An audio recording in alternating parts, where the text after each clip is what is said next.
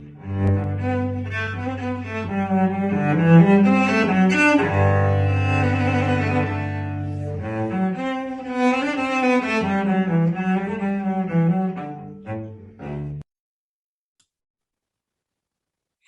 really happy that my friend Glen, the physicist, has been willing to join me today because we have so many things to talk about in regards to the work of Dr. Wolfgang Smith, Dr. Michael Levin, and Stephen Wolfram, and probably others. So we're going to throw some ideas around and see what we come up with.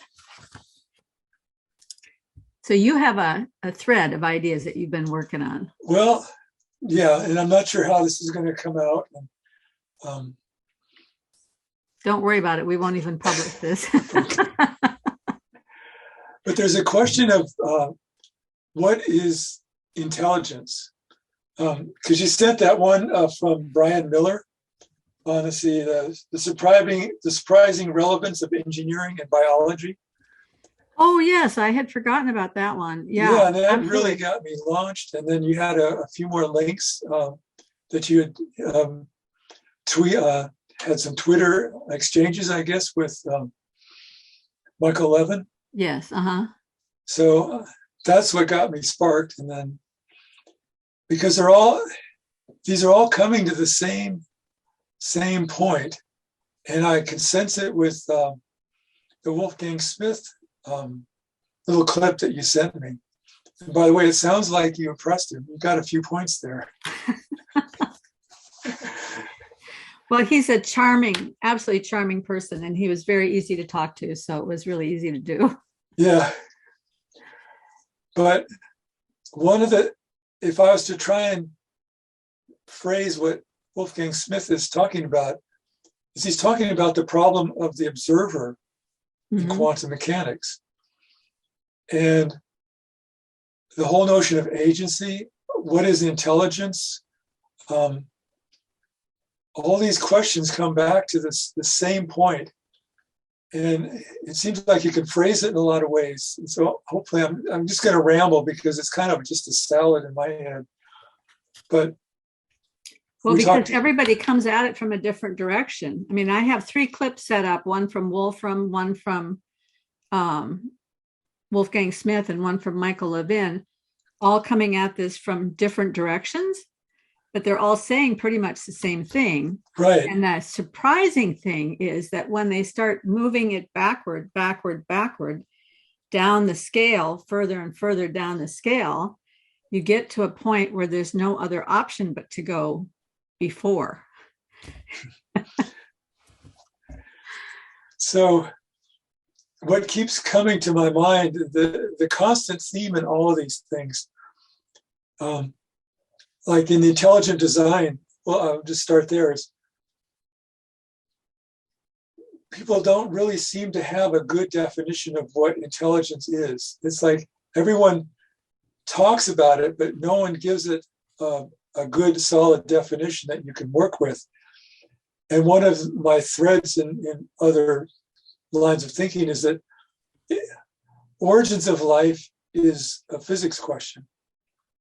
But the language of physics is math. It's a formal language. So if physics is going to deal with the concept of what is life, what is agency, you're going to have a formal, mathematically rigorous definition of what intelligence or consciousness or any of these things are. And I think there's a whole element in philosophy, theology that doesn't even want to go there, denies that you can even do it.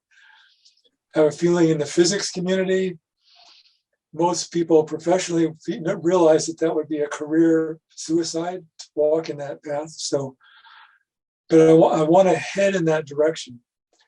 Is how do you give this notion of life, intelligence, how do you frame it mathematically so that physics can deal with it? And one of the ways that this question shows up is the nature of the observer in physics. Physics yet has been unable and can't explain the appearance of the observer. That's one of the big holes in physics. So if you can't explain where the observer comes from, then you can't explain intelligence, because the observer is an intelligent agent, that can exercise free choice. So if you can't explain those quantities, you can't explain the observer. So I'm sorry, I'm just kind of no, you're right on thinking right now. You're right on target. Absolutely, keep going. So you come back to a lot of the intelligent design arguments, like the Stairway to Life, changed Tran and the guy. I mean, they're dead on. Adler, yeah. Yeah, in their arguments. And one of the things I wish I could have said is like, yeah, but if you go into artificial life, the computer simulation realm of research, the same problem. So you're poking at something a lot deeper than just a religious question, so where does it connect up with artificial life? Well, they run big computer simulations, and they come up with rules, and they define organisms, and then they let it all interact and create social orders. And you can go on YouTube and find all sorts of examples of it. But what they can never get it to do is spontaneously evolve into something more than what was already input into the program.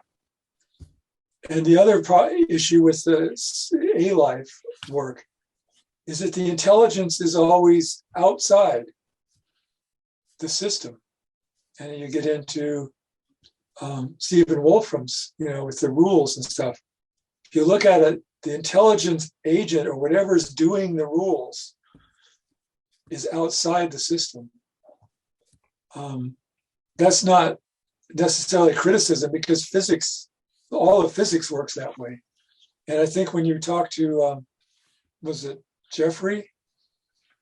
The last theory? Yeah, and I noticed he was taking it back historically to the Greeks. And you can take it all the way back, and you see the same conundrum historically, trying to explain where the intelligence is coming that's making things happen. So could I play this little clip just right here to kind of so let's see. There is a clip from right here. Yeah. This little clip, 3 minutes here. Mm-hmm. In the Ruliad, the entangled limit of all possible computations, what is the raw material on which the Ruliad operates? The raw material are emes, E-M-E-S, which are atoms of existence. And in the case of space, those are instantiated, we can think of those as atoms of space. So the issue is, and I'm going to go, we get to actually use this again. Thank goodness for that. Hyper-Ruliad. It has not seen a lot of use yet. Okay, so James's observation is that the proof of uniqueness of an of an atom of existence, cannot be made in the context of the Ruliad alone, but requires regression to the hyper-Ruliad. Okay, so just for some context, right? So emes have to, they possess two properties. So the first is that they exist, which is important, and the second is that they have UUIDs. Okay, they have to exist because if emes don't exist, I mean, they're the primordial building blocks of the Ruliad. So if emes don't exist, then the Ruliad doesn't exist. But they also have to be unique, because if they're not unique, you can't distinguish between them. And I would say if you can't distinguish between the emes, then there's no reason to say that there are multiple emes, and then you basically have a big crunch in the Ruliad and the whole thing will collapse. So you have to have. Okay, so we have to talk here about Wolfram's idea of the emes being the atoms of space. And And then time is the updating of events with these atoms of space. Well, the emes have to have some sort of unique ID, because otherwise all of the particulates of this spatial structure would just collapse into a single thing if they didn't have a unique ID. Now, in my mind, when they're talking about that, and you can tell me if I'm off base here, part of the unique ID for each one of these particles, whatever they are, they're smaller than the fundamental particles of quantum physics, smaller by quite a lot, I think, but they are nevertheless particles. Part of their ID is their location, how far they are from, I don't even know if he works with distance, but there are long edges and short edges between particles, and their location and their relationships. So each one has a unique identification based on those relationships and those distances and their relationship in the causal chain of time as to when they were created. But each of them has to have a unique ID, and they exist. And what they're talking about here is that the uniqueness cannot be established within the Rulliad itself. Now, the Rulliad just means Wolfram's universe, the universe of all possible rules. That's the Rulliad. That's all that is. So it's not complicated stuff. There's emes, which are space is just these atoms that make up the structure of everything. So all matter is space, and then time kind of represents energy, because time is the updating of events, and he calls those causal fluxes energy. Am I on target so far? So far, as to the extent that I've delved into it, yeah. Okay. So then that implies that even when you get down to the smallest fundamental particle, even underneath the standard model 14 particles, even below that you still have to go back before, maybe before is the wrong word, but somewhere outside the Rulliad in order to establish the uniqueness of each one of these particles. I have to work on that one. But not all particles in the universe are unique. That's what distinguishes fermions. They're distinguishable particles. But the bosons, which are the spin 1 particles, they're not. They're indistinguishable. So they don't have a unique identity. So what keeps them from collapsing into each other? Nothing really. That's what lasers are. It's all the bosons, which are the photons are a boson, want to get in the same state. And at cold temperatures, it's called a boson condensate, where all of the spin 1 particles want to just condense down and get into one big state together. So, but the bosons are the force exchange particles, and the fermions, which are half spin particles, they're like the bricks of the universe. That's the solid things that make stuff up. Okay.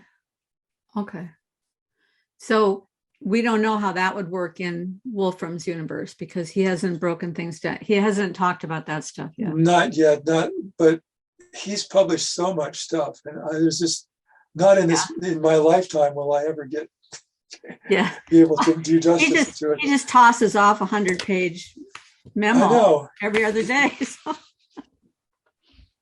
Well, and it isn't even so much that I buy into his theory. I just think there are a lot of useful hooks to hang things on. Yeah, think about things from his perspective. Mm-hmm. But the thing I'm trying to want to get you to focus on in Wolfram's view and contrast it with Michael Levin's view is, where is the intelligent agent, or whatever you want to call it, that's acting on the system? In Wolfram's view, whatever is running the rules set is outside the atoms itself.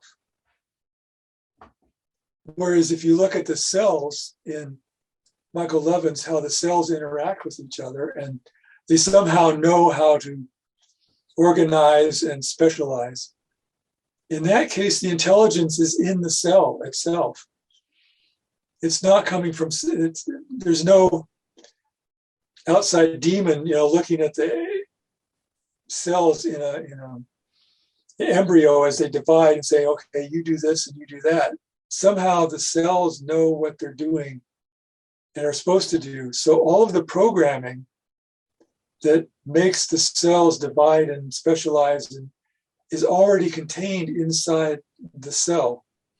So in that case, the process of growth and change or whatever you're seeing is coming from inside each cell. So the stuff that makes it up already contains the intelligence, as opposed to like the cellular automata, the rules, Rule 110, things like that, whereas whatever agent is acting on the system is outside, and then the pictures you see are just like a database that some outside agent is pushing things into and out of. Is that making sense? Yes, totally. And the reason I'm kind of looking off into space is because I'm thinking about this as you talk. So one of the things that Levin talks about, and I can bring this clip up later, when he's talking to Vance Crowe on his podcast, and he's talking about this whole issue of agency and will and where this resides. And he uses an illustration of going all the way back through time to the beginning of whatever was life and before that it's a progression that is constant and slow and does not have any breaks in it. And there's no place anywhere along that continuum that you can determine that the intelligence entered. And he goes back all the way to the particle level, pretty much, when he's talking about it, which is why I thought that the Wolfram thing was interesting, because that goes back before the particle level.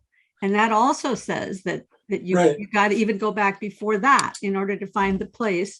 And then the way he defines intelligence is that it is the capacity to solve problems. What does that mean?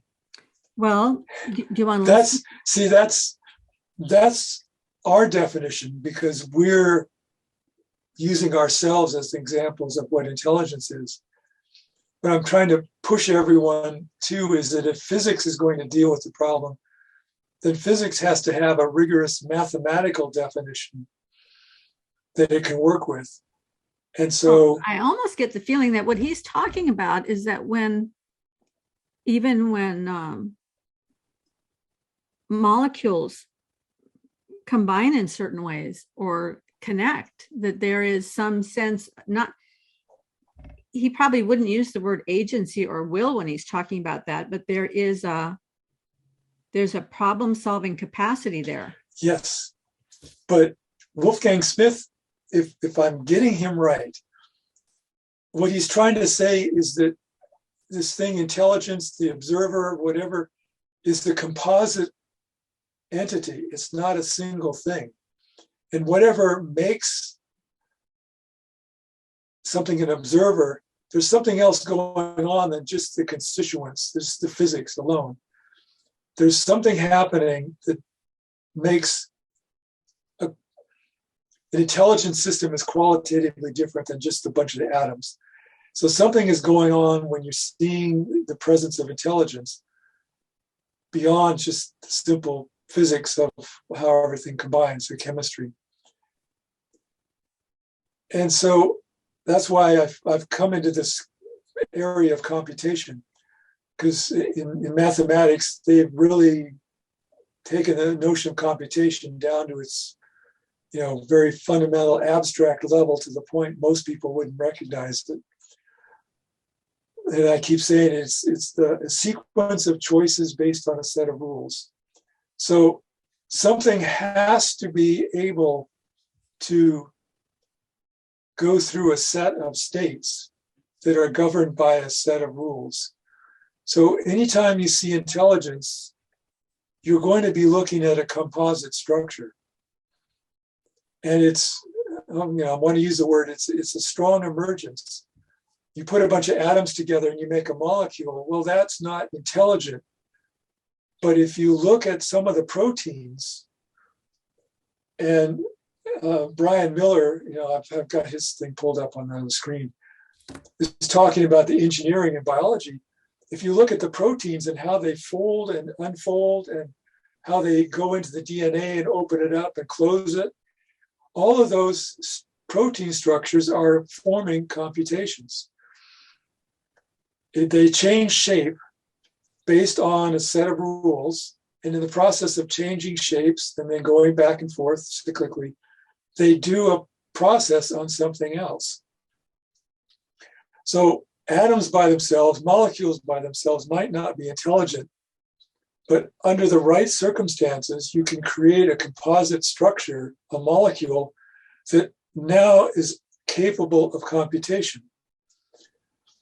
It can go into stable states, and the transitions between those stable configurations are based on a set of rules which correlate to the environment it's in. And in the process of responding to its environment, it makes torques and whatever, and does something to the DNA, or there's just so many things in a cell.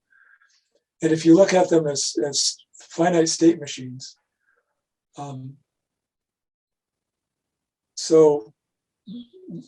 the cell looks like a very complicated FPGA or ASIC part inside. Well, so does that mean that the intelligence or the are you saying that the intelligence is already built into the system to respond to the environment in a particular way? Right. What I'm saying. Yeah. And so I've suggested before, and I think this is a better, people often use, I think they use the word intelligence as a noun. There's something they're looking for. I think it's better to say intelligence is like an adverb. It's how something works. So a lot of things are just passive, composite objects, rock, you drop it, gravity pulls it down. It's passively acting by its environment. But when you see something responding in a way that is making a sequence of choices based on its environment that ends up doing something down the road that would not normally happen if you just let the laws of physics roll on, then you start to suspect that there's some kind of intelligent process going on. It defies entropy, defies the normal randomness of the universe. When you see spontaneous creation of new order, you're looking at some kind of intelligent process. But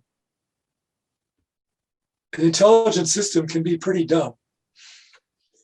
A simple protein, as it folds and unfolds, can be mapped to a finite state machine in the theory of computation. And by itself, it doesn't do much. But if you combine a few hundred or a few thousand state machines all together in a package and tune them so that they interact with each other in a certain way, then you get a computer chip. So I don't want to bore you pulling up all my Verilog code, but Verilog, I've got hundreds of pages of just nothing but, every time you see an assign function, that's a state machine. And there's like a little state machine that keeps track of the time here, and the state machine keeps track of air over there. And somehow it becomes a symphony. And by itself, all these little things don't really look intelligent, but if you put a whole bunch of little dumb things together in just the right fashion, then you get something that looks quite complicated. And again, people look at intelligence and consciousness as these are complicated questions. I think somebody refers to it as the hard question, the hard problem. And so you figure, well, the question is hard, so the answer must be complicated, but not necessarily. And I'm just a little when I was growing up little, my dad was an ET for the Air Force, and we used to moonlight repairing radios and TVs at home and clear off the kitchen table. And I would sit when I was a little kid and watch him work on some of these old pieces of equipment. If you remember the old vacuum tube TVs, they're just a mess of wires, components inside. And it's one of the few memories I have from growing up is I remember asking him how he knew where everything went. And then he said, all you have to know is how each of the simple circuits in the TV works. And if you understand how each of the simple parts work, then everything else comes easy. You know, big complicated things are just a whole bunch of small, simple things put together in the right order, in just the right sequence, and then you get something big. So I've always carried that with me for the rest of my life, that when you look at something complicated, it doesn't have to be complicated. It could be a bunch of simple things, just in the right order. So a simple protein folding and unfolding can do one just dumb, tiny little task in the cell. But then you multiply that by 1,000, and then you get something that is alive. And it doesn't have to be, it's kind of in a way magic, but not necessarily. I don't know, is that making sense? Yes, no, you're totally making sense. You don't have to ever worry about that. What you're saying is absolutely right. Yeah, but the cell works because all the proteins know what to do, just because they're made that way. In lock example, that's a classic example of computation. It's a mechanical system that has a set of states that responds to its environment and makes a choice or an action outcome based on the input. So maybe that's one way. So, you were talking about intelligence, and there are all these different words. There's information, there's knowledge, there's intelligence, right? I was reminded the other day that knowledge actually, the root of knowledge in the Greek is really participation in. Mm-hmm. So to know something is to participate in it. And I think there's something there, even with the intelligence thing. Because one of the things that Michael Levin was talking about is that our body has all these different kinds of sensors. Like in the pancreas, there'll be a sensor that says, too much insulin, not enough insulin, or in the thyroid, there's a thyroid stimulating hormone that if you don't get enough thyroid, that stimulating hormone will pump up. Mm-hmm. Yeah. And then if you're getting too much thyroid, that it'll stop pumping. And so there's all these little sensors in our body everywhere. And obviously there's some level of intelligence in those things. Yeah. Right. And they're participating in keeping this whole show going. Right? So there's not only intelligence there's some sort of knowledge. And one of the things he said that I thought was absolutely fascinating is that if I've had a traumatic injury in my right leg, there will be a corresponding set of cells in the left leg that will have information about that traumatic injury in my right leg. And he said he's hopeful that someday they will be able to get that same amount of information just from someplace that's easy to access, like spit. Mm-hmm. Like they could take spit, and that spit would have in it the information about all of the body parts. So they wouldn't have to surgically, go in with electrodes or something in the left leg in order to manage the right leg. And that these electrical gradients mm-hmm. are established on the left-right axis of the human being, so that the cells know, okay, when we build the heart, we're going to go over to this side, and when we build the liver, we're going to go over to that side, and that everything is that understanding, I have to use that word, that understanding is there even when they're building the body parts in the developing baby. I think today, one of the things I really agree with Wolfgang Smith about is that today's scientists just aren't thinking far enough. You know, they'll land on a certain thing. Like, I heard Michael Levin say something to the effect that this old idea that there's some sort of God that is involved in making these things into something. He said that those days are over, because there's just this long progression going all the way down. And I want to say, Michael, yes, it goes all the way down, even beyond where the universe begins. It keeps going. And so to say that there's no God involved in that is like, you're not thinking hard enough. You haven't gone far enough with this stuff, because it's way more complicated than that. Anyway, I got off on a sidetrack. Well, yeah, you don't even have to go to the God question, because physics can't. He can say that, but you'll get to a certain point where physics can't answer that question anymore, because physics can't tell you where the observer comes from, and that's an equivalent. You know, like I've joked before, physics can't tell you where physicists come from. There's a missing piece in how we do physics, and I think Wolfgang Smith, he's getting at it. There's a certain wall that physics and the scientists don't want to go past. They don't want to deal with that question of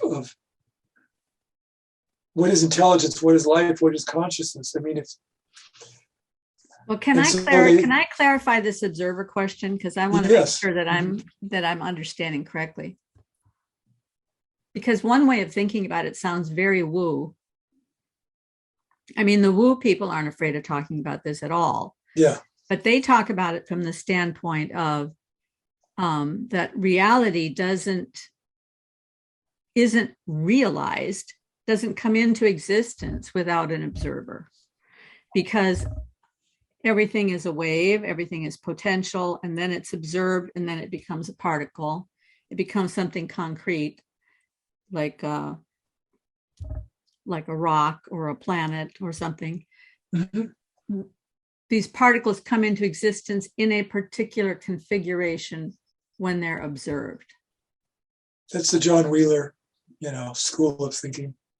Okay, and then what is the other school of thinking, and which school do you go to? In that line of thinking, the observer is always something outside the physical universe. That's what drove me nuts when I was starting with Maxwell's demon question, is that the demon is a disembodied spirit. It interacts with the physics of the thermodynamic system, but it has no body. It's, well, how's it opening doors and stuff? What are you doing, whatever it is, if it doesn't have a physical body? And well, now just wait a minute. That Maxwell's demon thing was just something he made up. Why do you have to grapple with that? I mean, it was just somebody's invention. If physics is going to address the origins of life question, it has to explain where the demon comes from. Because yeah. For life to arise, that means that you have to come to a system that is actually ordered rather than. Yeah, the Maxwell's demon, it's intelligent. It's a way of bringing about order. Yeah, intelligent observer capable of making a free choice in the physics sense, altering its environment based on information and it accesses from its environment. That is the fundamental building block of any living system. Everything that we consider life has that ability to look around, access this environment, make decisions based on that information, and act back on the environment so that it can change and move and act, harvest energy and do all those functions. So, yeah, Michael Levin made a lovely analogy. I thought he said every creature, every living creature, however small it is a hypothesis. Yeah. Meaning that it's trying out the environment. It's always trying out the environment, like a hypothesis would, does this work? Does that work? Right. And that kind of made me think about how when I first started down this trail, I had this picture based on Jordan Peterson's discussions of reality and truth and everything, that there is a reality that exists that we're not necessarily completely cognizant of, that we, in the best sense of the word, if we could align ourselves with that reality, we would flourish. And right. so it's a part of testing the environment all the time, making mistakes, falling down, figuring out where the problem occurred, getting back up, trying again. And that whole process is learning to be aligned with this better reality. And that, I think, is kind of what Levin was talking about with his idea of the... Right. But he's a biologist and he's not a physicist or mathematician. Yeah, so he said he wished that he had more physics and math in his background. But if you go into quantum mechanics, and this is where the observer problem really sticks out like a sore thumb, is there's an observer is making an experiment, and it's set, whoever they are sets up the experiment and then makes an observation, at which point the wave function of the quantum system collapses and it becomes something. But one of the fundamental questions is, does the observer have a choice as to what they did? And this really comes out in the entanglement stuff, which is a big deal right now. If you spooky accident is at a distance, is what Einstein referred to it, where you have two separated observers, Alice and Bob, A and B. They each make their choice in how to measure a entangled quantum system, but they're too far apart for the speed of light to carry information from one to the other. But it turns out that what one does affects the other one. So how do you explain that? And one of the ways around that is people use the term superdeterminism. There's determinism, which is, okay, the laws of physics, here's the equations, things are going to happen this way. But superdeterminism is saying that even the observers, Alice and Bob, didn't have a choice in what they were going to do as far as experiments go. So free choice in the physics sense is just saying that when two observers are measuring an entangled system, they are capable of deciding on their own what experiments they're going to do, and they're not affecting each other, and they're not affected by some earlier event in the universe. So that's where the whole concept of free choice enters physics. So, okay, I'm just... Well, so we were on the trail of what is intelligence, and you were mentioning Brian Miller. Was there something you wanted to show me from his stuff, or did we pretty much... Oh, like just one of at 2150 something.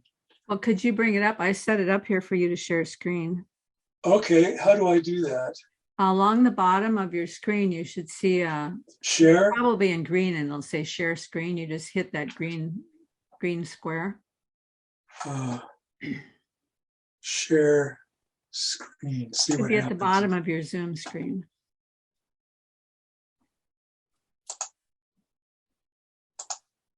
There you go. Oh, did it come up? It did. Yeah. All right. Now, is this a video? Yeah, this is the video you linked me to.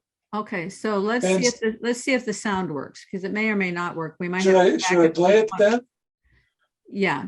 Go ahead and play it.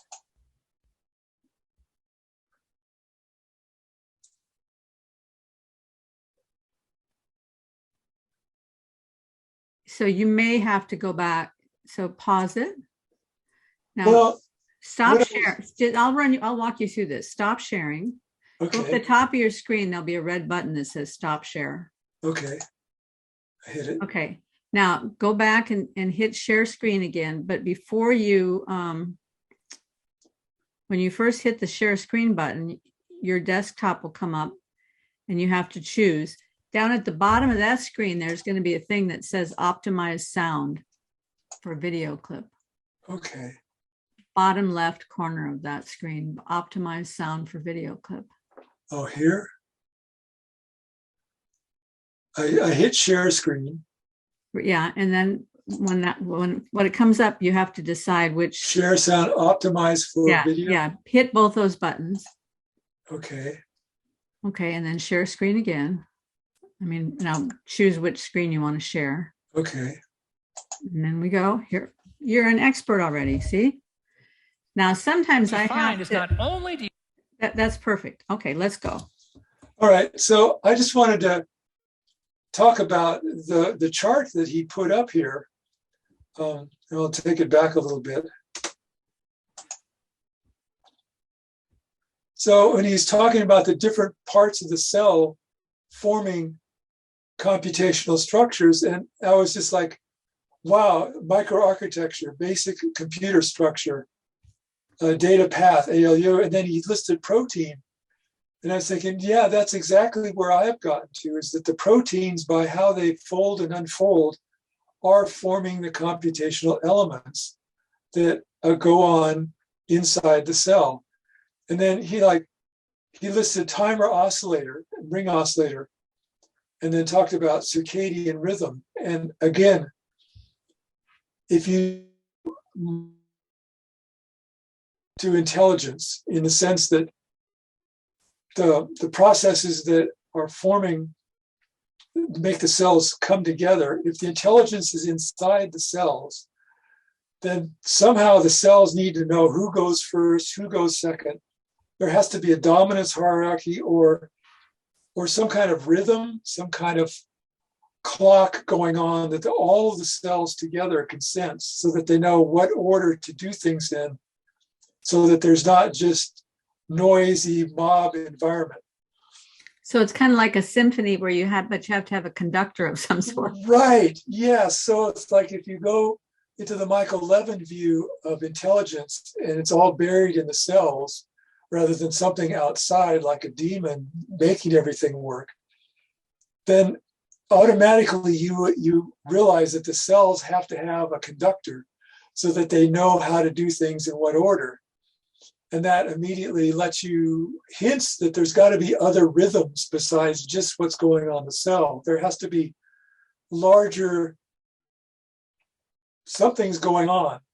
And that larger something's going on, which is a collective breathing, a sloshing, however you want to call it, heartbeat, or some kind of, like I say, dominance hierarchy where somebody goes first. You know, you're right-handed or you're left-handed. So, you know, I realized, yeah, if I build my robo-dog, it's going to have to be right or left-handed because you're going to have to set up. So I was thinking that's why the Michael Levin approach to where intelligent agency lies is so much more fascinating, because once you put it in the cell, in the system, all this other stuff has to happen. And then it explains so much more and it becomes so much richer. And that's why I was really excited about this video that you sent me, the surprising relevance, because the whole thing is full of correlations like this between engineering and what you find in biology. I guess I can unshare unless you want me to play some more of it. Well, yeah, hold on just a second. While this is still up, I want to say something. My husband used to work for a big chip company, Broadcom. And one of the things that differentiated Broadcom as a chip company was that they had a very well-stocked library of blocks of code, not code, but blocks of design, sort of. So when they had solved some problem for a chip, they would keep that in a block.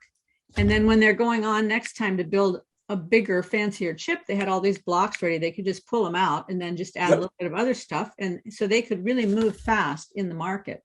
where Yep. a lot of other people would start from scratch every single time they design a new chip. Well, Michael Levin talked about the way that cells work. Like he said, in the human body, when a organism, or I mean, let's just take a human fetus, when you start with a single cell and then it begins to differentiate into more cells. When it has to begin making organs and skin and all of these things, those cells need to know where to go, and that's not written into the DNA. No. So they're signaling each other where to go. You go over there and you build an eye, but then there is an eye subroutine that's already built into the structure. Yeah. That the DNA's got an eye subroutine built into it. So the cells go over there. They're all the same cells. The cells that go over to build a nose and that go over to build an arm and that go over to build an eye, they're all the same cells when they start out. But they start working with this subroutine, and that tells them how to build an eye or how to build a leg. And so they just start operating that subroutine. It's all built in already. Right. So there's multiple layers of computation going on. And so it's not just the electrical stuff that you see, but there's chemical gradients can form a computational system. The electrical gradients can form a computational system. I'll unshare now so we can look at each other again. Yeah. But that's one of my crusades, is that people always think of computation as digital, computers, electronics. All sorts of mechanical structures can become computational structures. Chemical gradients across something can, if you see it go through definite states. I think this is what Carl Friston, remember, he's the Markov. You can get stable chemical gradient fluctuations that all of a sudden are acting like a computational structure. They're responding to their environment. They form different patterns. But those patterns now can affect the nerve structures going on underneath. So you can have multiple layers of computational structures, things happening at different levels, controlling or gating what happens at another level. So you have your endocrine system, your emotions, your flight or fight and stuff like that. That controls how your brain wires up. So at any given moment, your brain has a bunch of stable states electrically it can be in, but that's gated by a chemical process going on depending on what is in your environment.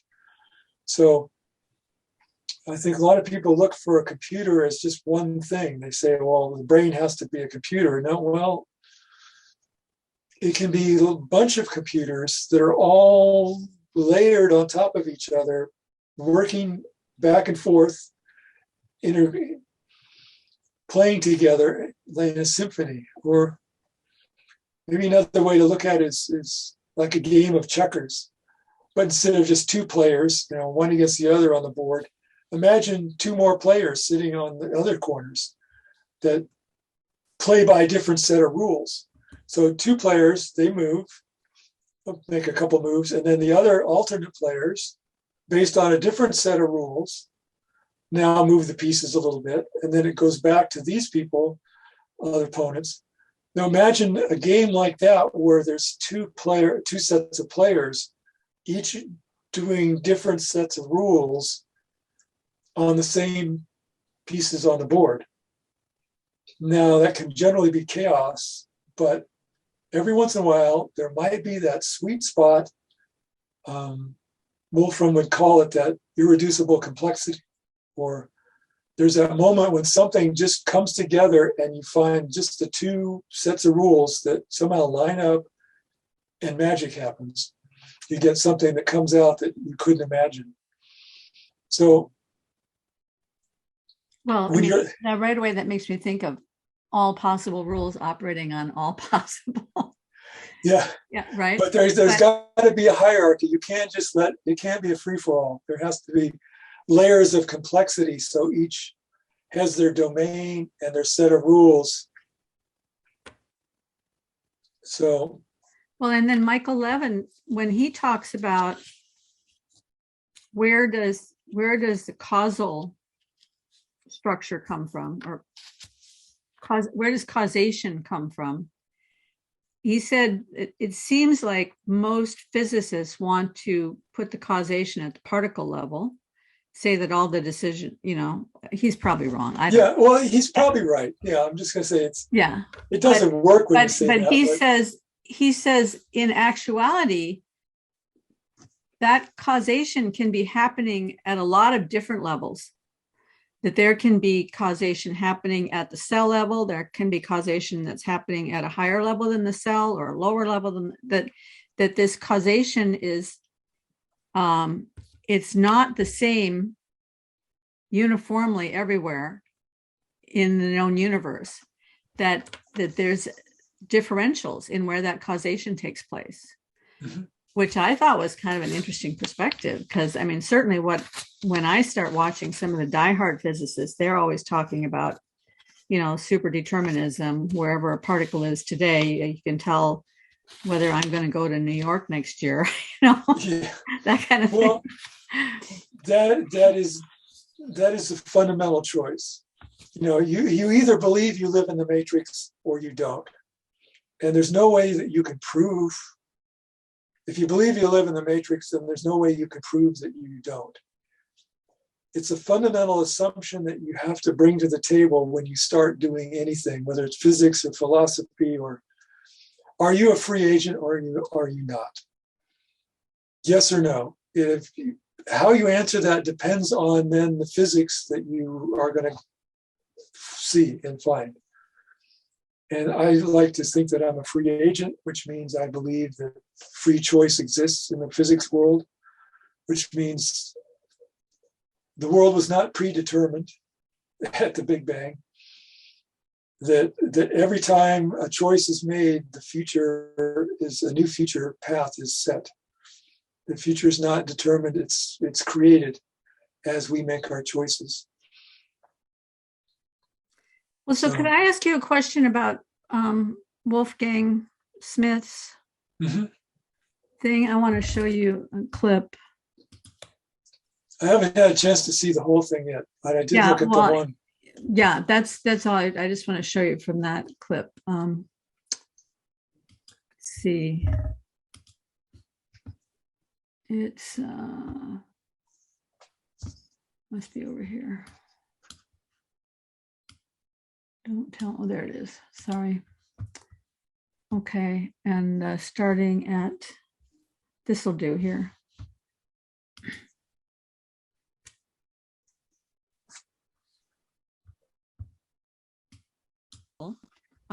I think what you're saying is that it is not a quantum mechanical measuring system. Therefore, you're working in two realms. You have the quantum realm, but then the measuring system is in another realm.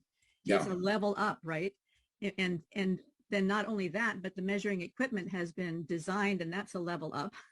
And then it's being utilized by that level, which is a level up from that. So just by virtue of the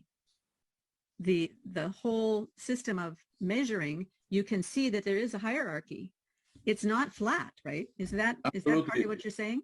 You've got the point perfectly, and you've expressed it perfectly. Exactly. The cosmos is hierarchic. It breaks up into different levels, and the corporeal level is actually the lowest level in the integral cosmos. It is what is represented by the boundary of that circle. That's where the cosmos comes to an end. And however, the physicist abstracts from that. He does not recognize the corporeal world for what it is. Namely, it's a sensible world, the world we perceive through our five senses. But he abstracts the quantitative part of that. So this is the effect of the Cartesian philosophy. The physicist is blinded by the Cartesian philosophy. Okay, that's, let me just show you this then. So what he said is the corporeal world is where the cosmos comes to an end. And in his icon, there's a circle with a dot in the middle of it. Mm-hmm. And Yeah. the dot is the source. It is the transcendent. It's the eternal, he used the word, beyond time and space. And then the circle is the corporeal world. So I asked him at the beginning of the video, I said, can you make a three-dimensional cone out of that thing as a visual to think about everything coming from the source, from this point, and then coming out and creating this hierarchy of something with the circle at the bottom of it? He said, well, this is an icon. So he said, I want to make it as simple as possible. So let's leave it 2D. But when I think about this is a little hard to describe, but when I think about the circle, the perimeter being the corporeal world, and he says that is where the cosmos comes to an end, the picture I got was this picture here in my head, because this is the beginning over here on my left. That would be the dot in the middle of the circle. And then he says, this is beyond space and time. This area here, the circle, the corporeal world that we inhabit, this is space and time. We're in space and time here. But everything that's inside the circle is only time, not space. So what I started to think about is, if that's right, this being the end of the edge of the cosmos totally makes sense to me, because I've said for a long time that as the universe keeps expanding, where we are right now is where we've come to. We haven't expanded yet any further. At this moment in time, we're right here. This is it. We're here. All this stuff that has happened before is now not, can't be spatially described, because the past is gone, so to speak, right? Yeah. And so there's something else that governs that part right there. But this is the edge where the cosmos comes to an end. Doesn't mean comes to an end in like the apocalyptic thing, but just it's come to this point and no further at this point. So this is the end. This is the end of the known universe. I think that's what he's talking about. The cosmos comes to an end right here. And this circle, I mean, obviously this is an icon. It's just a picture to help us understand. But this represents the world that we live in, the corporeal world, which he distinguishes from the purely physical world, because the purely physical world would just be like all the particles that I'm made up of. But if I'm just particles, then if you took me and threw me in a meat grinder and out the other end, all my particles would still be there, but I wouldn't be there anymore. So you could do the same thing with an apple, right? You can throw it in a grinder, it comes out the other end. It's not an apple anymore. All the particles are still there, but whatever was my identity is gone. Whatever was the apple's identity is gone. Well, that identity thing, that's the corporeal world, the world you and I inhabit, the world where we can talk about ideas and use microphones and eat steak and all that. That's the corporeal world. The physical world is the world just of particles and of how all the physical laws fit things together. So that's his topology. That's how I make sense out of it. Yeah. And physics, and I agree with him that the physics tends to deal with just the particles and the forces, but one of the things I want to get back to with keep with the intelligence theme is that if intelligence is the appearance of computation, then it implies that there's a structure of some kind of physical structure that is capable of computation. So every time you see intelligence, there's got to be a composite structure there that's obeying certain rules.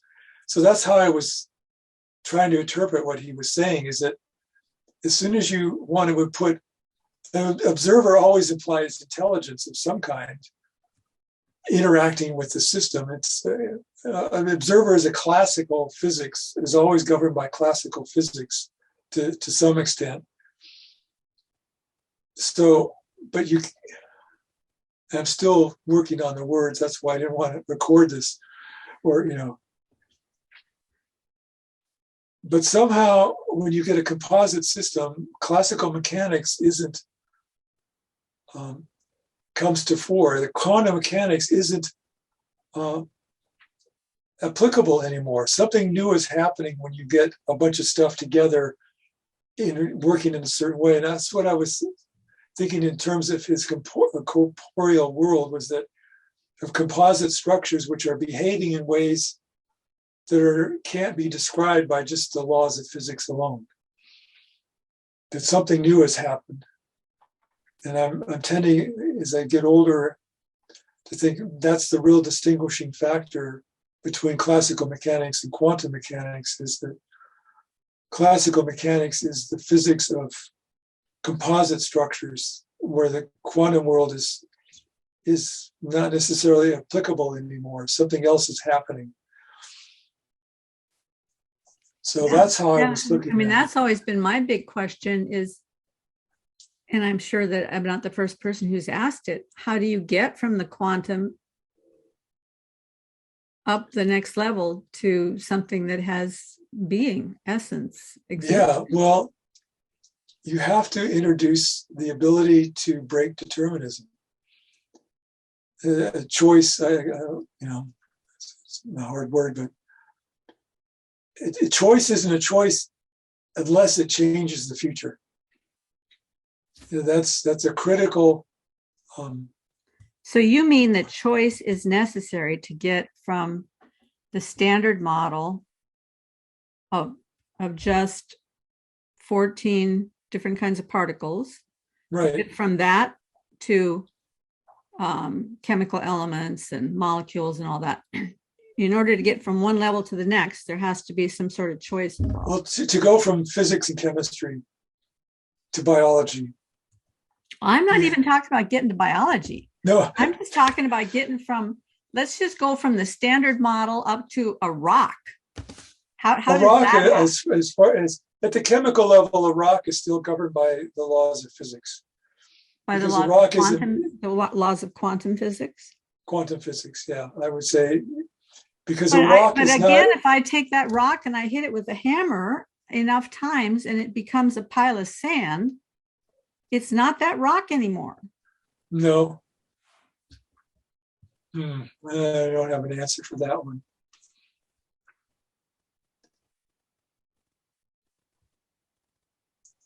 I guess some things can't change their future and some things can. And if something has the ability to change its future, to pick between possible future timelines, then that's when I use the word agent. It's still kind of fuzzy. I'm still working on it. So that's why I'm not trying to go out and convince anybody of my new great idea, because it's still pretty fuzzy on my own part. Well, can I step up a level? Let's imagine not just the rock, but let's imagine that rock is sitting on a riverbank and there's water flowing down the riverbank, and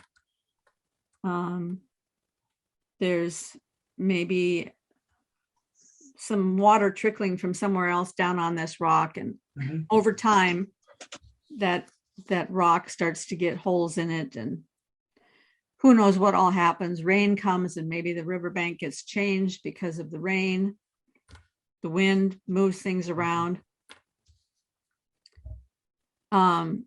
That rock could degrade, the riverbank could fall apart. All of those things can happen even without anything living being around, I'm guessing. Yeah. So in one sense, the environment, if you look up at the level of all these things operating together, they do have a future that changes over time. Mm-hmm. But nobody's choosing. That the individual Nobody chooses things, to walk separately. Yeah, the individual things aren't choosing, but the system as a whole is somehow integrated in a way that time and change are making a different future for the system.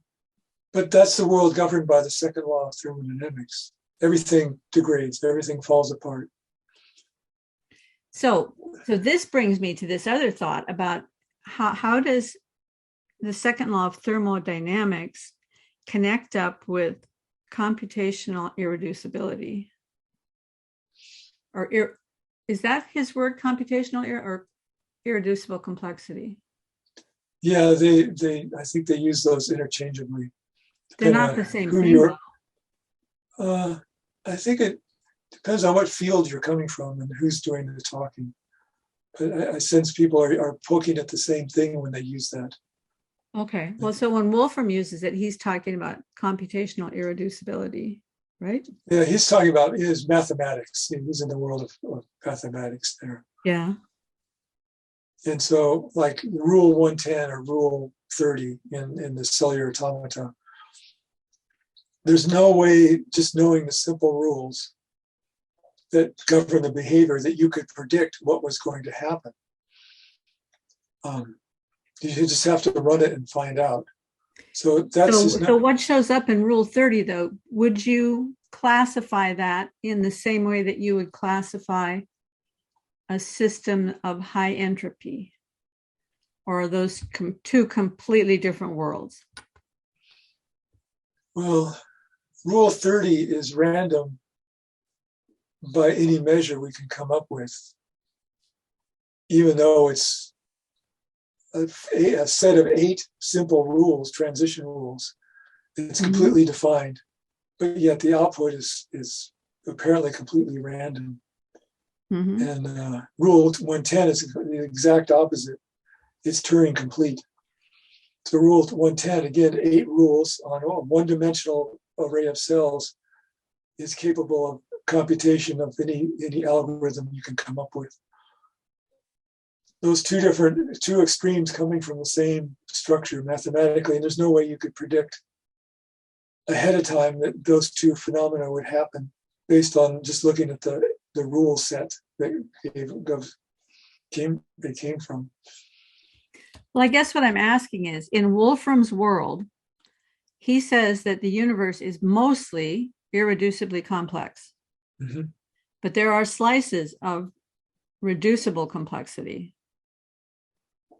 There are slices of order within there, that slices that can be understood by people like us who come in and can extrapolate certain physical rules, mathematical rules out of those slices of reducible complexity. Yeah. That irreducible complex part of the universe, does that correspond to the part of the universe that is this high entropy part of the universe?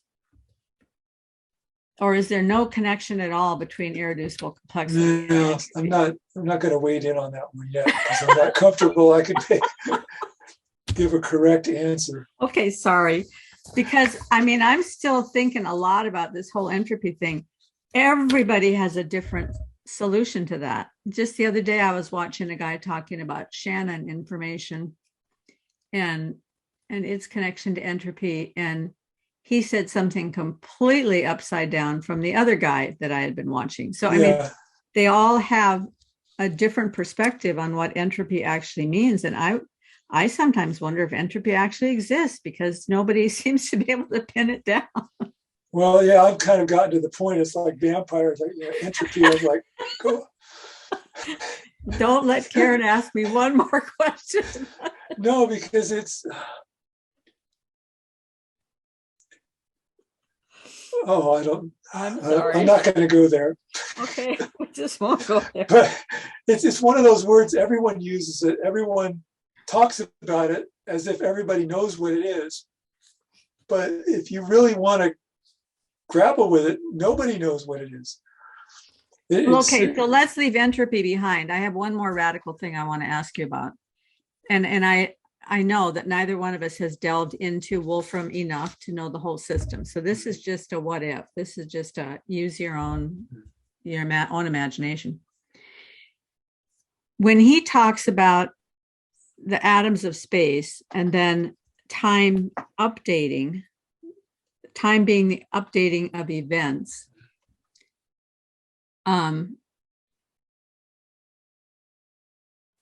there's something that happens in there. Did you see Mark Jeffries' The Last Theory when he showed the edges, the nodes? Yeah, I've watched some of his animation, which is really good. Yeah. So he had the nodes and edges. Well, what that says to me is that these nodes are getting created or placed or something. Every time there's an updating of events, there's new nodes. Mm-hmm. The number of nodes is expanding. With every updating of event, the number of nodes is expanding. But there's rules that take away nodes too, that prune nodes out. Yes. As well. Yeah. Yes. But if the atoms of space are equivalent to matter, which is what I understand Wolfram to be saying, that all matter is made up of atoms of space. Maybe the atoms of space are also something else, but he says that particles are just little twists in the fabric of these atoms of space. There'll be a rule set which is causing some kind of stable configuration to appear. That's how I would guess that he wants to try and make it work. Well, so it sounds to me, though, as though time is the input of energy. Time is the input of energy into this thing. So you have the matter, and then energy is actually creating matter over time. That's the way it looks to me, that time is creating matter. Mm-hmm. Which kind of makes time the creator or something. I mean, I don't know that they thought that through because to talk about matter increasing, obviously matter keeps increasing with the updating of events. There's always more and more matter as the events are updated. This manifold grows and grows and grows and grows, which has to be.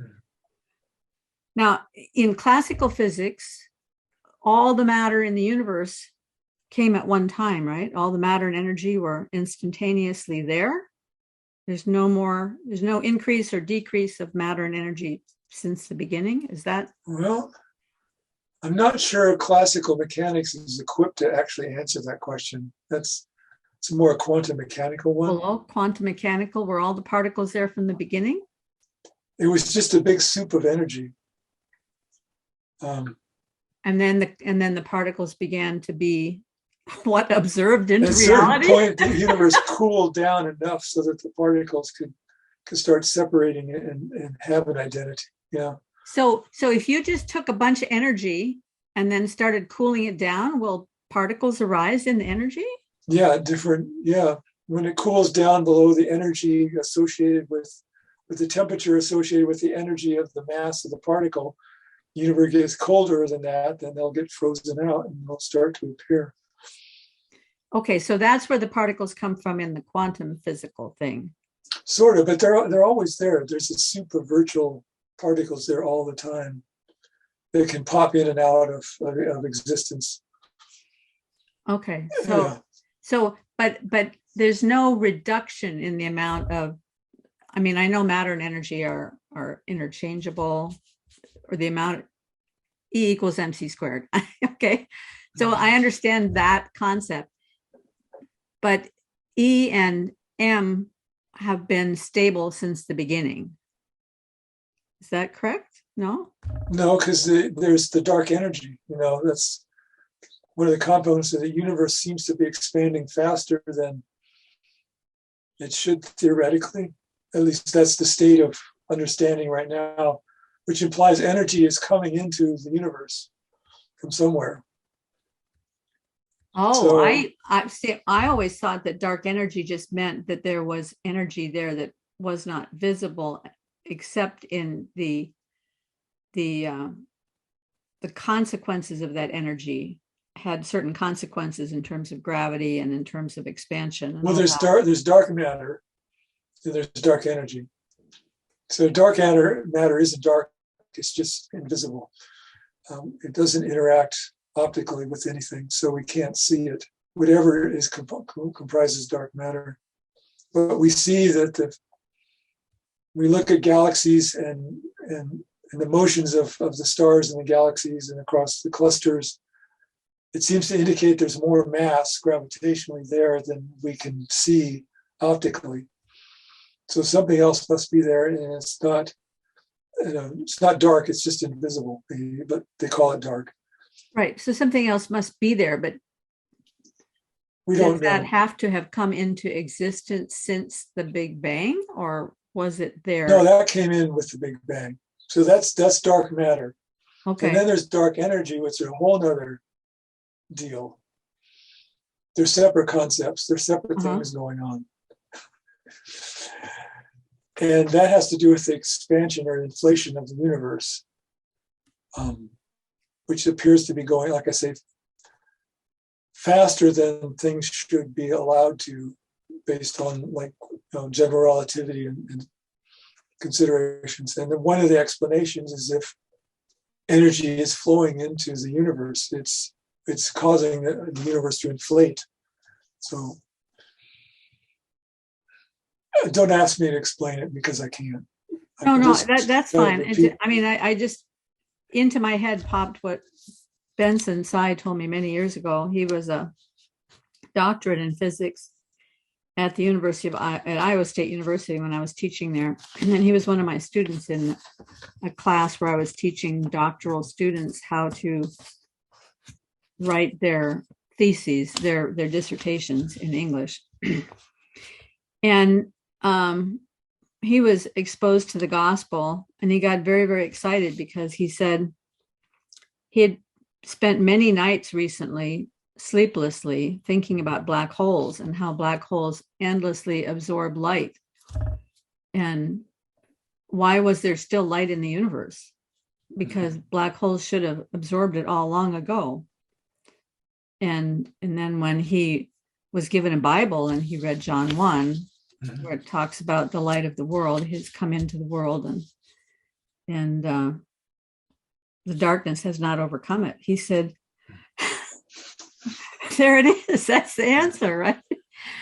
But when you talk about dark energy, you're talking about something other than photons, right? Yeah, again, it's a realm I've never got into, and I've never been motivated to get into, and the math is okay. And just because I'm asking you questions doesn't mean you have to get into it. Just that, yeah, there are different concepts.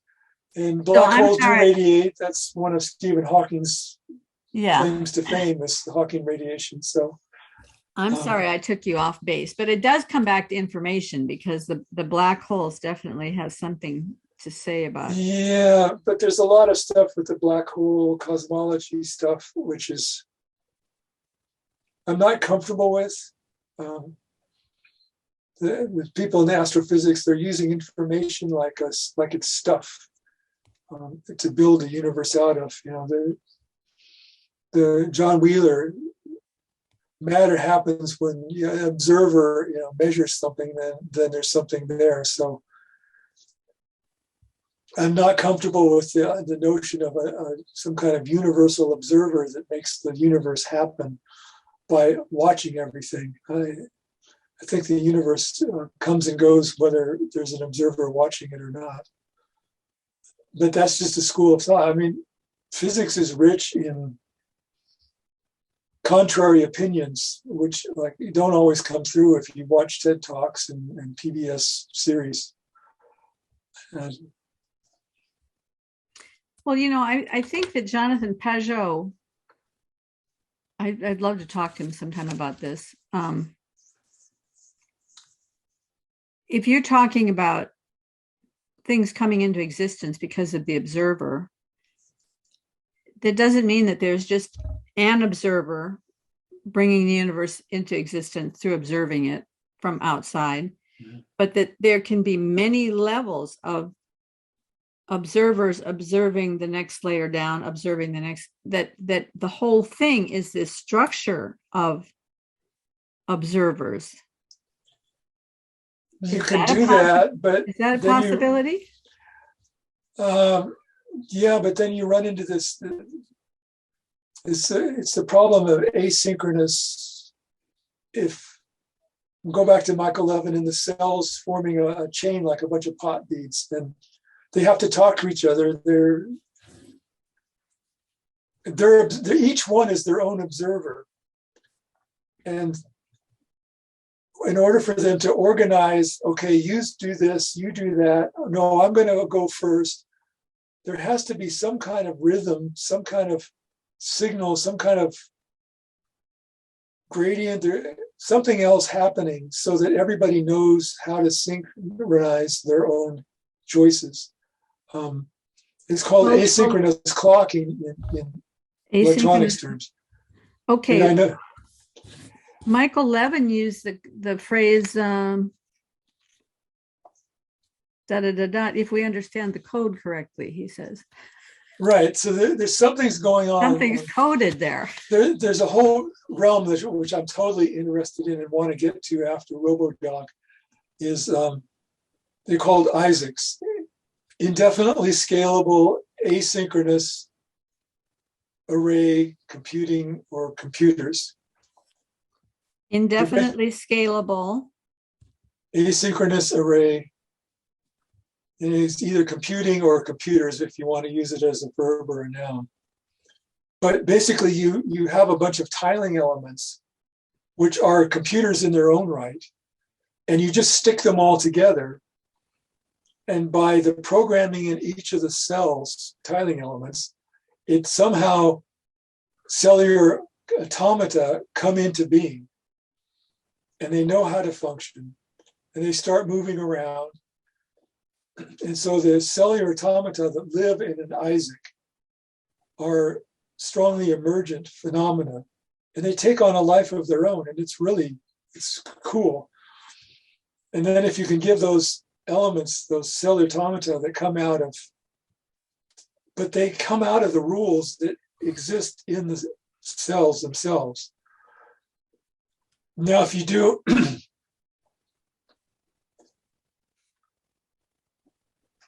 artificial life simulations, they have one program, and then all of the cells in the array, excuse me, are like database entries. So you got a vast memory, and each element in this memory is a database which has all the parameters for that cell.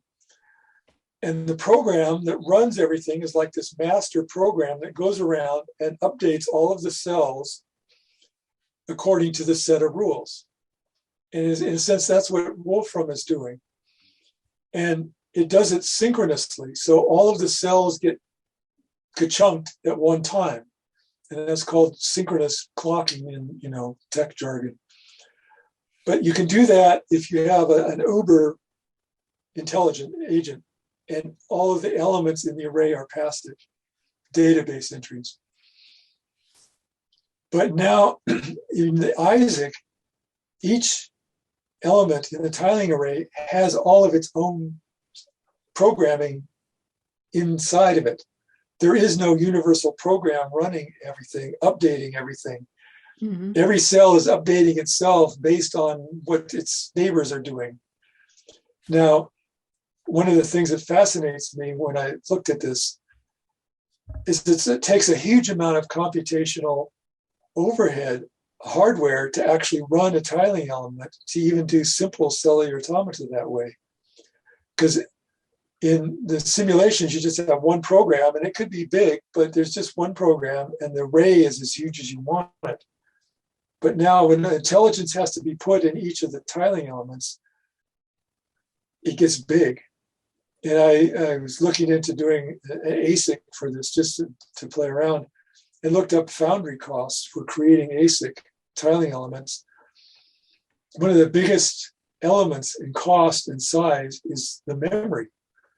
So if all of the programming has to be put into each cell, the memory requirements get huge. And then there has to be a bunch of timing cues back and forth between the cells, just so that they don't all just go crazy and start doing their own thing. And I think Michael Levin talked about that. When the cells stop talking to each other, that's when you get cancer. Yes. Yeah. So when you're talking about these ones that require a lot of memory in each cell, that's in the ISIC, or that's in the asynchronous clock? That's in the synchronous clocking. Well, they're all, yeah. If every tiling element's their own little computer, each one has their own clock. There is no master clock. That's in ISIC. In ISIC, yeah. That's what the asynchronous. So all these intelligent elements have to talk to each other, and they have to organize, but they're all just like crazy. They all want to go off in their different directions. Something has to be there to get them all going together. And so that's why when I looked at some of this multi-layer computing architecture overview in Brian Miller's stuff, it's like, yeah, there has to be other stuff. And the other thing, it's so human. I mean, that's human beings are that way. We'll all go off and do our own thing if there's not some reason to be in community. And so, right? But what fascinated me was the amount of memory that it takes. You know, I'm just talking to an electronics engineer trying to design hardware. Just to do the simplest dumb things in an ISIC takes a huge amount of memory per each cell. And then I looked at the DNA, which is basically the call it the firmware, the memory, which is in a cell. If you took the DNA strand, it would be 6 feet long. That's an amazing amount of memory to cram into one tiny little dot. So like if you're going to do a VLSI and ASIC part, the memory is always going to be 2D. It's flat and you're stuck. You can't stack it up. But I don't know if you can go on YouTube and you can see how DNA is put together. I don't know. It's the coolest thing. Pull this out. It's you take the strand and you start wrapping it up, and if you've ever done that to a rubber band, it starts coiling like this. Yes. And then they keep wrapping it, and then the coils start coiling up on each other, and you keep twisting and twisting, and then the coils coil onto each other, and then you end up with a solid chunk of a strand. So you say 6 feet long molecule strand into a single, the nucleus, which is even smaller than the cell itself. Well, and what's so beautiful about that is that then when the DNA wants to reproduce itself, when it has to divide, there has to be particular cellular machinery that will help it get all uncoiled, because there's all those tangles in there. Yeah, and all these little protein machines that come in and do it, they're performing computations. They are computational systems by watching how it unravels the DNA, it reads copies out, and then winds it back up, and then the operating instructions float out from the nucleus to the cell, and then there's other proteins come along and look at those instructions and read it. So they don't need any memory. It's a finite state machine, right? They just need to be able to all the proteins are finite state machines. Yes. Yeah. Yes. They don't need memory. Yes. So they don't need memory. They're computers without memory. But if there's no memory in there, then there has to be something a level up. Well, a Turing machine, which can do any computation you can imagine, the reading head on a Turing machine is a finite state machine. It's a dumb finite state machine is the reading head on the tape, which is the memory. So But you have proteins, now it which seems are like you're dumb. back to Wolfram. And so I don't understand. Yeah. You're conflicted. Well, where if Wolfram and I agreed, then he would show me how the networks that the rules create themselves. That the nodes are this where all the program, and the nodes know what to do based on the nodes around them.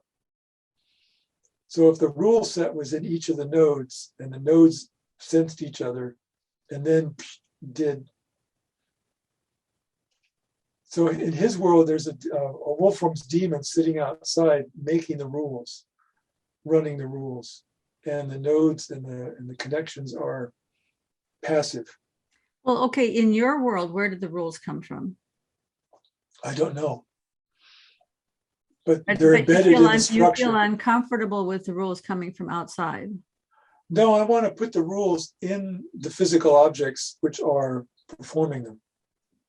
Well, I mean, if the physical object if the physical objects are created by an eternal being outside time and space, then that eternal being has every capability of putting the rule in the object. That's a perfectly valid, consistent view. There's nothing wrong with it. And that if you think about it as religious people, that's how we look at scripture, that's how we look at our faith, is that God sits outside the physical universe. Well, but also, I mean, also inside the physical universe. I mean, he is in all things, he holds all things together. His glory can be seen in everything that has been made. He's in the visible and the invisible, thrones, dominions, rulers, powers, authorities. Nothing is outside of his kingdom. But that doesn't mean that he's making everything happen in a certain way. I mean, in my mind, it's even more beautiful to think about this this freedom that's in each particle, that's in each object, that's in each living thing, this freedom with potential to be and to become in a universe that is situated in such a way that, I mean, looking at it strictly from a human level, we can navigate that in terms of finding a way. I'm a hypothesis. I'm finding a way to align myself with the best, with what I'm called to. When this idea of telos, that we're all rising towards something that's calling us forward, calling us upward.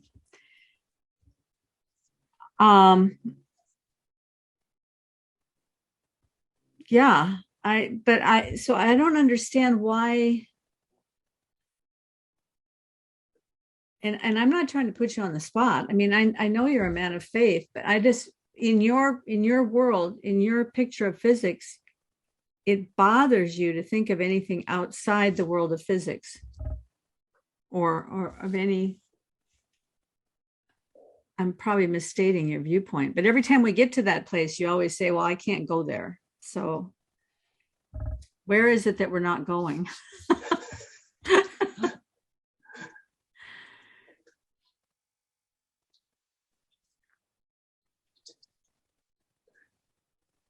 I'm fascinated by what I see as the possibilities that one could explain the origins of life starting from physics. And I ask myself, well, what do I have to include in the standard consensus physics? What little extra ingredient, what yeast do I have to add to what we understand already that could allow that to happen? And I find when I go there, I'm treading on ground which, if you could find it that secret, herbs and spices or whatever you want to call it, then all of a sudden we don't need the God outside. That doesn't bother me because I figure God's big enough. He's a big boy. He doesn't, how I think and feel doesn't change that. But my fascination makes me want to answer that question. And I feel like it's going to get me into trouble with a lot of Christians because I'm going to offer a way for, basically I'll throw intelligent design out the window because I'll show a way that the universe can be intelligent without requiring something like panpsychism or some outside force, outside ingredient that you have to add after the fact. Well, doesn't panpsychism just mean that there is, I'm not very knowledgeable on this stuff, but I just thought it was that there is mind in even the smallest. Yeah, but see, I don't go there. I can't. They would say that there's consciousness in everything, that a rock is conscious, and well, and so I mean, now we're just. But I'm not going to go there. Now we're just quibbling over vocabulary, though. I mean, yeah. Michael Levin, when he talks about agency or will, that there's no place, if you start going back in time in the development of life, and then even before life, in the whatever chemical things had to happen to get to the place of life, and if you just keep going back and back, you go all the way down, and there's no line at which we went from no agency to agency. He says you can't find that line. So, I mean, I don't know if that's panpsychism or not. No, that is. Yeah, see, I would disagree. But then that gets into the fine definitions of what we mean by agency. And at what point does just simple laws of physics and entropy and the stuff that governs that start turning into agency? Well, I mean, certainly the laws of physics and the law of entropy and those things, even if you can find a universe in which life arises from non-life strictly by physical laws, you still need the physical laws. Yeah. Mm-hmm. They came from somewhere. Did they just arise out of? You still need the impulse of the first Big Bang. I mean, I don't see how you can ever get to a place. I understand the enthusiasm for exploring those questions because great discoveries come out of asking questions like that. Right. And a lot of the things that we enjoy now, for better or worse, like this thing we're talking through right now, right? Those come out of asking those kinds of questions. So, I have no problem with asking those kinds of questions and taking them as far as you can go. Mm-hmm. But however far you go, you still get to a place where even Stephen Hawking at least needed the law of gravity. Yeah, the universe happens. And what I'm looking for is how can you start from the basic laws of physics and get intelligent life, without stepping outside the universe and having a great watchmakers come in. Okay, I will make the first life form out of using the laws of physics. And now that I've got this thing seeded, okay, it's on started. That's been the challenge from the biology, the origins of life side, is they can keep coming back, but you can't make that first step. They can't find where that first step is. And I'm saying that it's not surprising that you can't find the first step, because even physics can't tell you where the observer comes from. And the observer, the Maxwell's demon, it comes up in all sorts of forms in physics. if physics can't explain where that comes from, then it doesn't have the machinery to explain the origins of life either. So there's going to be this missing place that somebody needs to step in and fill in. And that's where I'm intrigued. That's where I'm fascinated about jumping in there.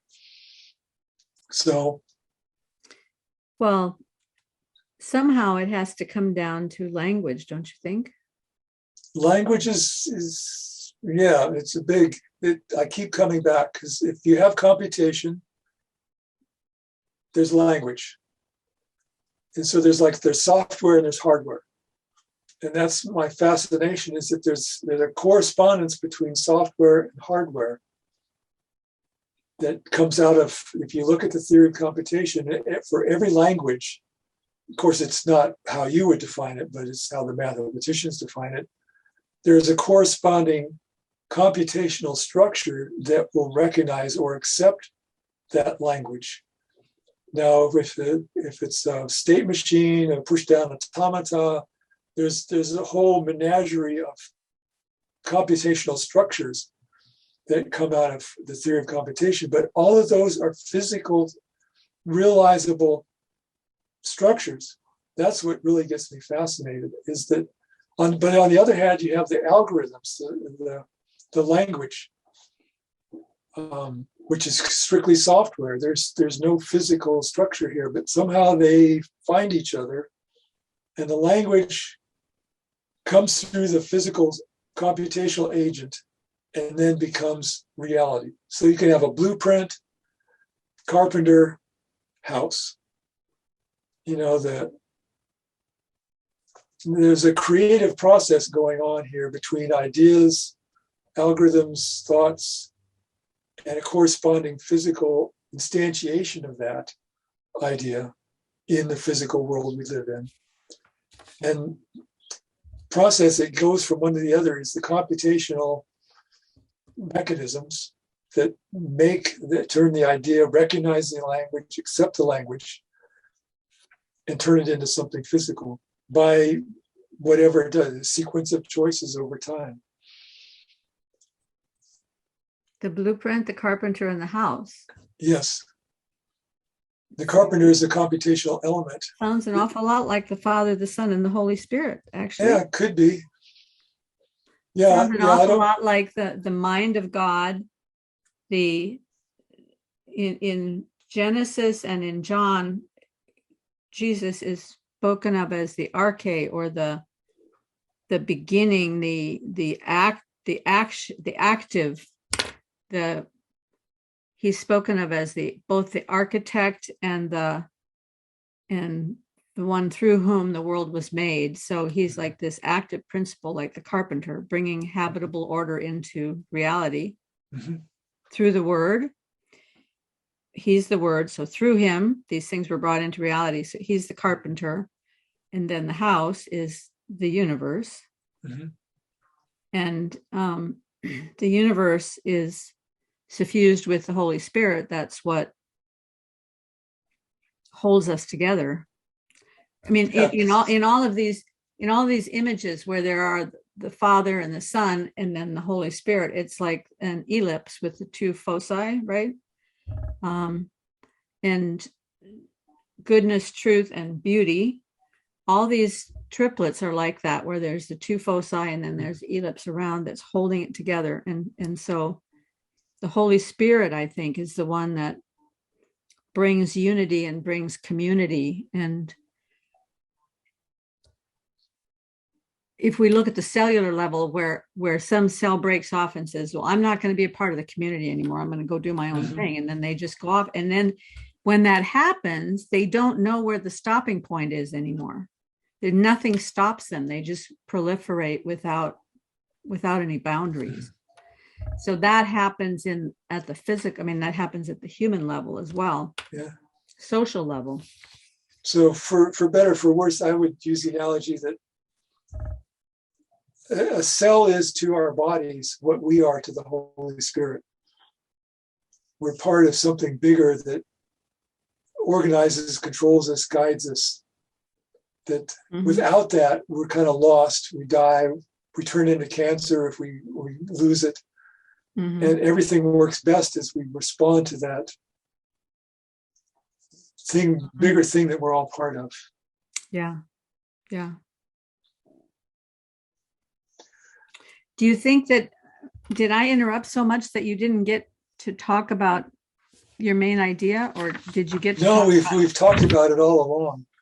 okay, The which notion is of that computation can take all sorts of forms, and it can be a lot of ways we don't recognize, but it's a set of patterns that can repeat based on a set of rules, which then control outcomes. And when you see a computation happening, that's what we associate with intelligence.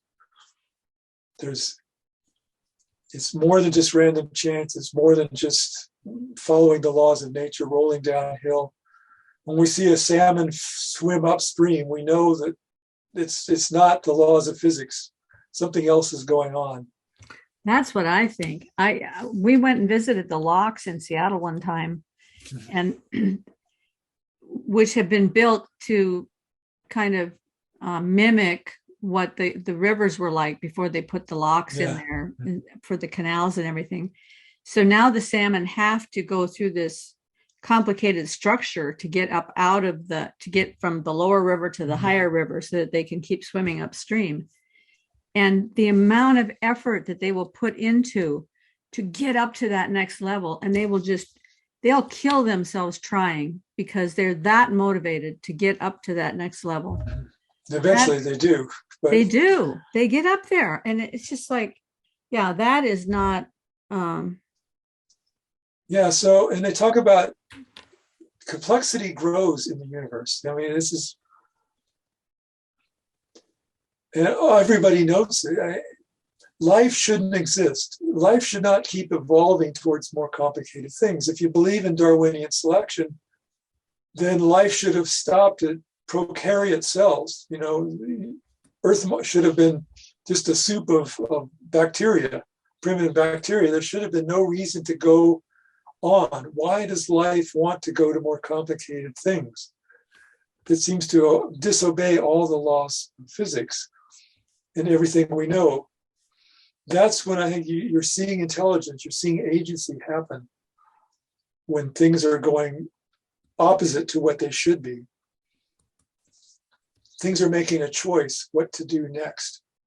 And it's not the easy choice, it's making the hard choice.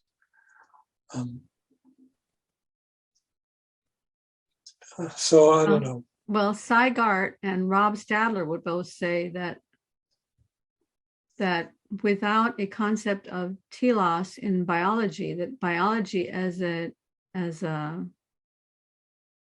discipline is not going to be able to move forward, because it's that sense of teleology, it's that purpose that, like the salmon has to swim upstream. Yeah.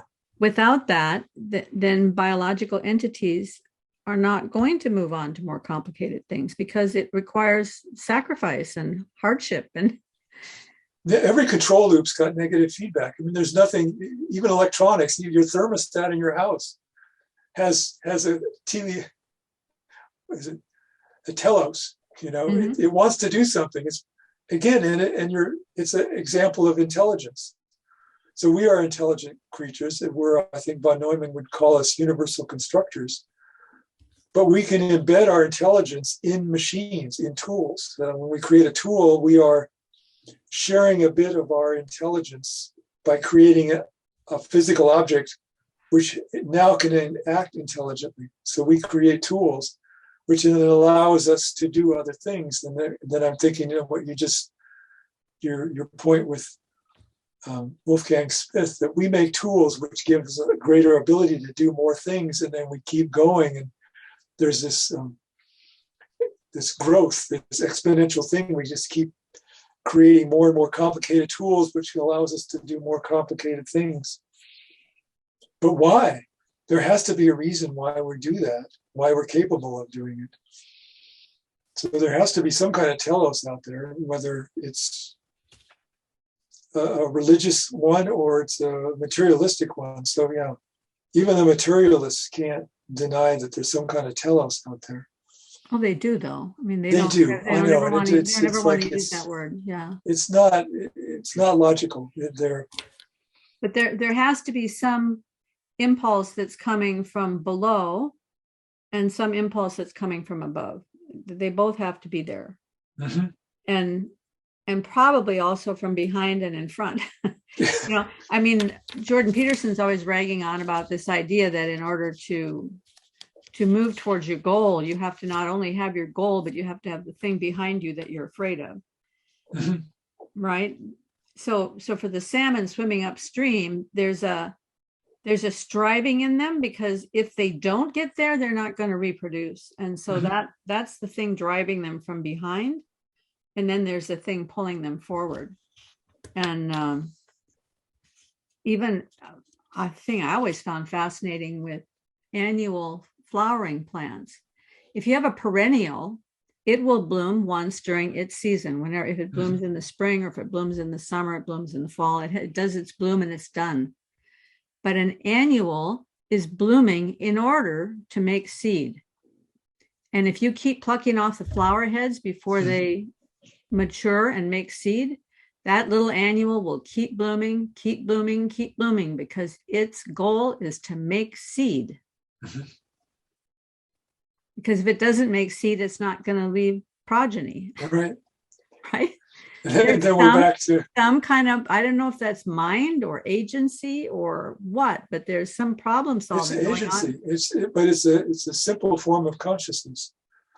Again, when we talk about consciousness and agency and intelligence, we always use ourselves as examples. And so when we look at a plant, we don't look at it as an intelligent agent in its own right, which is what I liked about Cesar Hidalgo, is because he's willing to go there. And I think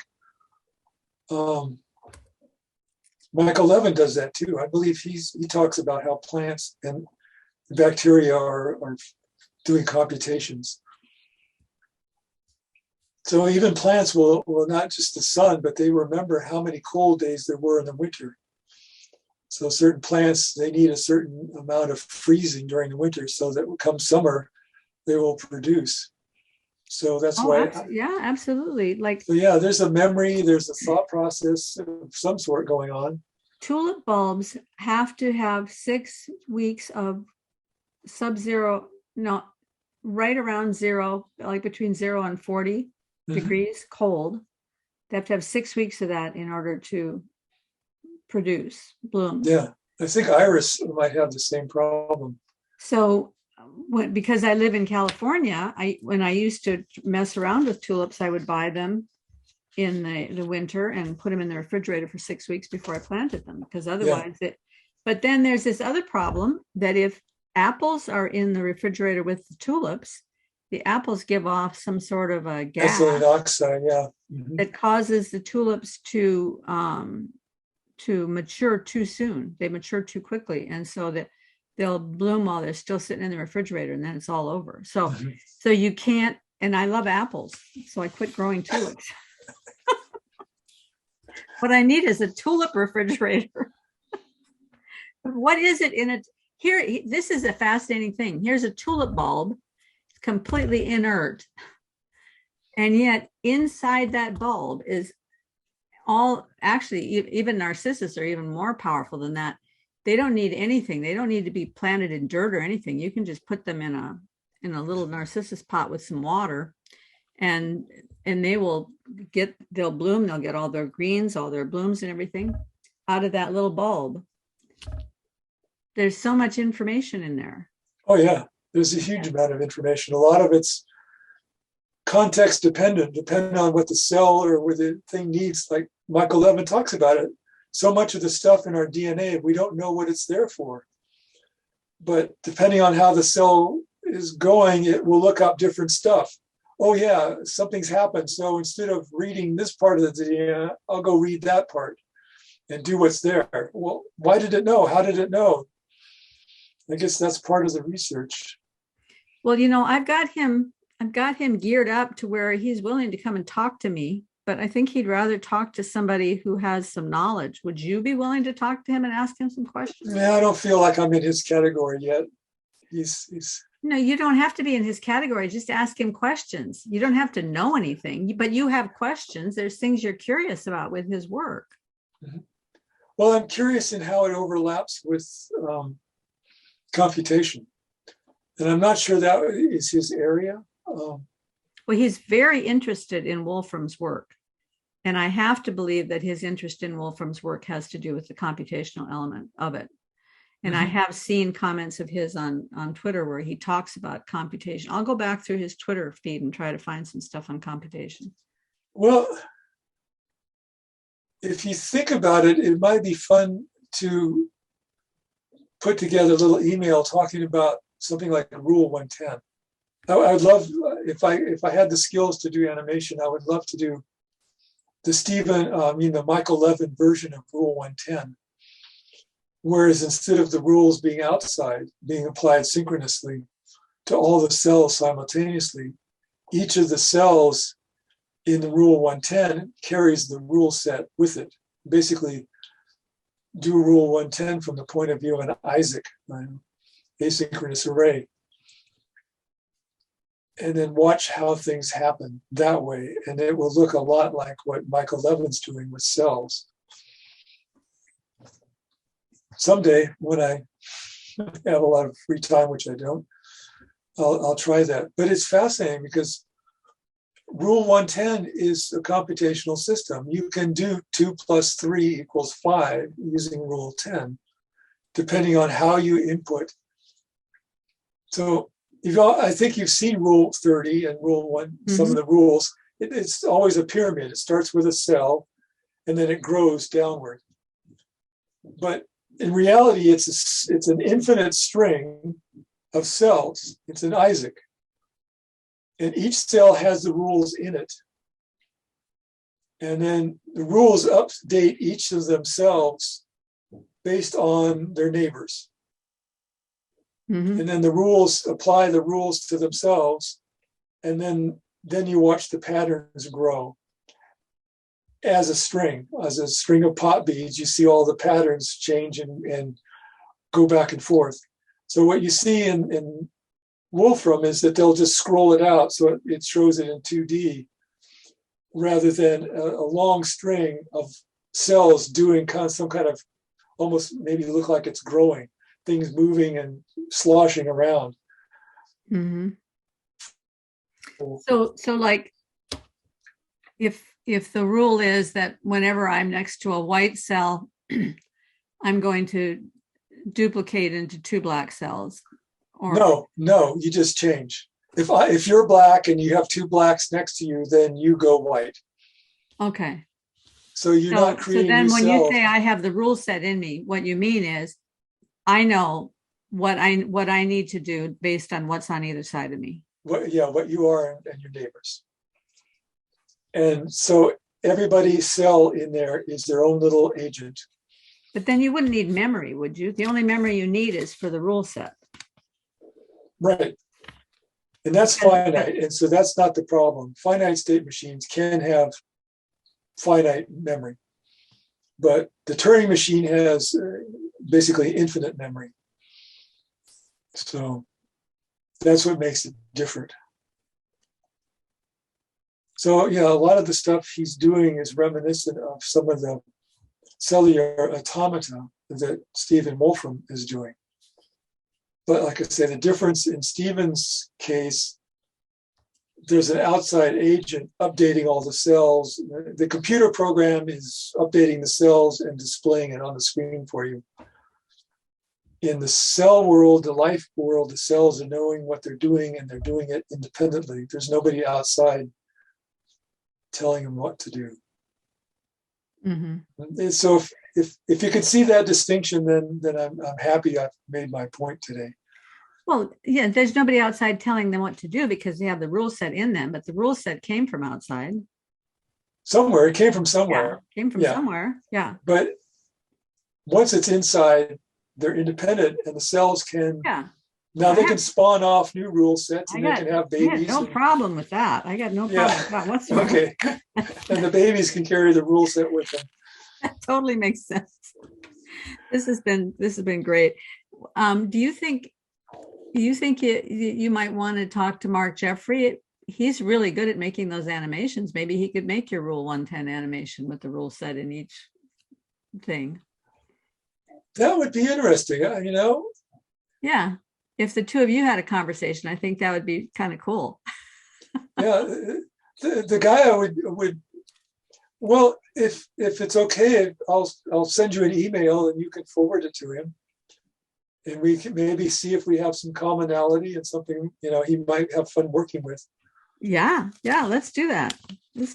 Because I mean, there's so few places on the internet where I feel like people are actually talking to each other to the level to try to figure out where the glitches are, you know, how we can actually figure things out.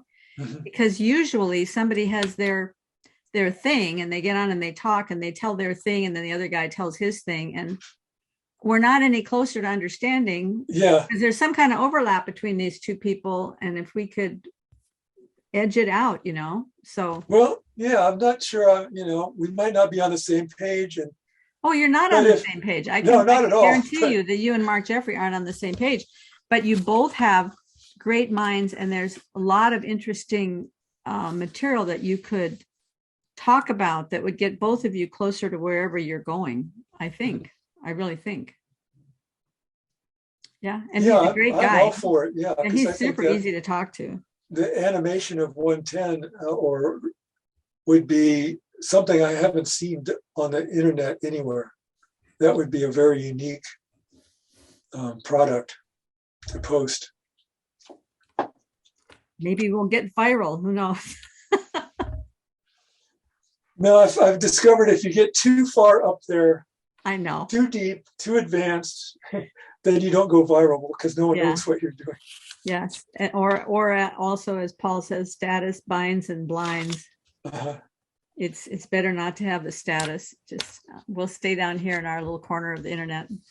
Well, if he's interested in a side project, which might be outside of his line of inquiry, that would be fun. I would love to see it happen.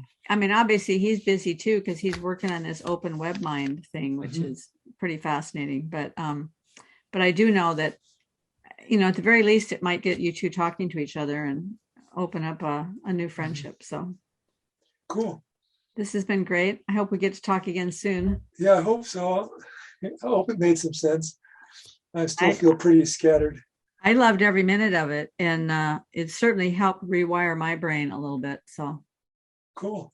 Yeah. Well, you've had a very successful run here on some interviews lately. So cool. Well, I hope I get another chance to talk to Wolfgang Smith. But Richard Smith has agreed to have a conversation with me. So if you have any questions for him about Wolfgang's ideas in general, because Richard is sort of his spokesperson and a lot of. I've got a lot of work to do trying to map his ideas onto my ideas. Well, you don't need to. I mean, I know you're working on RoboDog, so I'm not trying to derail you. Yeah, but it's still, I get sucked in. Like I told you, I'm a dog and you throw me a stick and I'll chase it. So. Well, all I'm saying is if a question arises in your mind and you're trying to not let it colonize your brain, just write it down on a piece of paper and then later on send it to me and I'll ask Richard. Okay. Okay. Thank you. Have fun with RoboDog. It's been fun. Yeah. Okay. Take care. Thanks. Bye-bye. Bye.